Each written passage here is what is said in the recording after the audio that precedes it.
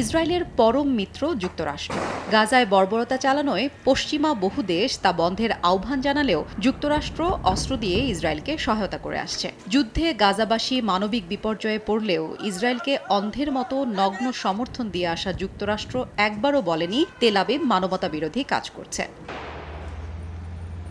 তবে এবার ওয়াশিংটনের কিছুটা ভিন্ন সুর শোনা গেল। দেশটি বলছে ইসরায়েলের সেনাবাহিনী মানবাধিকার লঙ্ঘন করেছে। তবে একথা গাজায় হামলা চালানোর দায়ে বলেনি বাইডেন প্রশাসন, বরং গাজা যুদ্ধ শুরুর আগে কয়েকটি ঘটনার জন্য এমন কথা বলছে দেশটি। গত কয়েক বছরে অধিকৃত পশ্চিম তীর এবং জেরুজালেমে এসব ঘটনা ঘটেছে।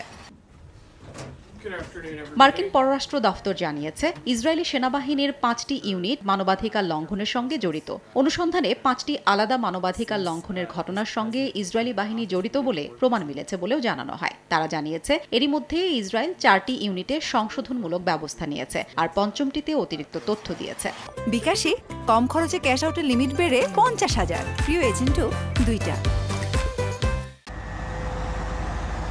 তবে এত কিছু সত্ত্বেও ইসরায়েলকে অস্ত্র সরবরাহ বন্ধ করবে না বলে জানিয়েছে যুক্তরাষ্ট্র। এর অর্থ হল সমস্ত ইউনিট মার্কিন সামরিক সহায়তা পাবে। ওয়াশিংটন ইসরায়েলের প্রধান সামরিক সমর্থক। তারা প্রতি বছর $300 কোটি অস্ত্র এবং প্রতিরক্ষা ব্যবস্থা সরবরাহ করে আসছে। যুক্তরাষ্ট্রের আইন অনুযায়ী কোনো বিদেশি সামরিক ইউনিট মানবাধিকারের চরম লঙ্ঘন করলে তাদের মার্কিন সামরিক সহায়তা থেকে বাদ দেওয়ার নিয়ম আছে।